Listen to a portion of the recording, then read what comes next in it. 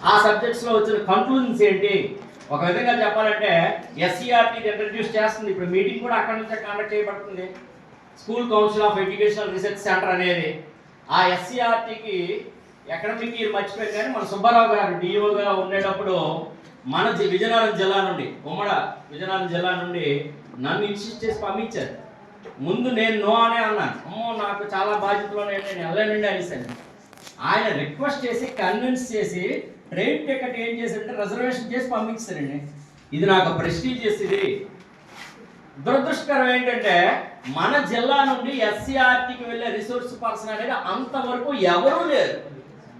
అక్కడికి వెళ్ళిన తర్వాత కృష్ణారావు గారు డిఓగా పనిచేశారు ఇక్కడ మన విజయనగరం జిల్లాకి. ఆ కృష్ణారావు గారు ఎస్సీఆర్టీలో one of the senior professor. ఎవరు విజయనగరం జిల్లా నుండి ఎవరు వచ్చారంటే విజయనగరం జిల్లా నుండి ఎవరు వచ్చారంటే నిలబడండి. ఎవరంటే అలాగే కేవీ సత్యనారాయణ వేస్తాడు. ఆయన పట్టుకొని మామూలు కాదనమాట. ఆ బ్యాక్ 30-40 ఇయర్స్ నుండి మన జిల్లా కాదు, మనం ఇంచుమించు మనం 3 జిల్లాల నుండి ఎస్సీఆర్టీకి వెళ్ళిన వాళ్ళు లేరు ఎవరు కూడా. అంతా అక్కడ కరీంనగర్, మహబూబ్ నగర్ ఆ ఏరియా వాళ్ళే అందరూ, గుంటూరు, ప్రకాశం ఆ ఏరియా వాళ్ళే. సో అక్కడ డిస్కస్ చేసి ఇంప్లిమెంట్ చేసిన సిస్టమ్స్ ఇవన్నీ. ఒక విధంగా చెప్పాలంటే దానికి ఒక బ్రాంచ్ మనం ఎంసీఈఆర్టీ అనొచ్చు దీన్ని. ఈ కాంప్లెక్స్ కంటే mandal council of educational research centres. దీని నుండి మన మధ్య వచ్చిన డిస్కషన్కి అవుట్పుట్టే రేపు పొద్దున్న మార్పు చేయడానికి అవకాశం ఉంటుంది.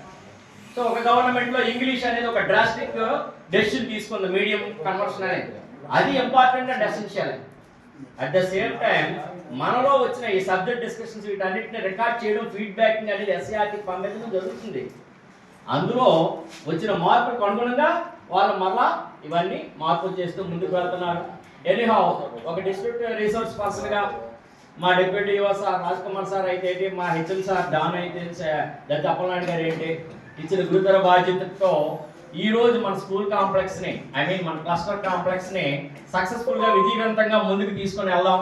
దాంట్లో ఫస్ట్ స్టెప్పే ప్రతి సబ్జెక్ట్ పర్సన్స్ 5 ఉన్నా 6 ఉన్నా 8 మంది ఉన్నా 10 మంది ఉన్నా కూడా ఒక్కొక్క రూమ్ అలాట్ చేయడం జరిగిందండి మేమంతా. దాంట్లో క్లియర్గా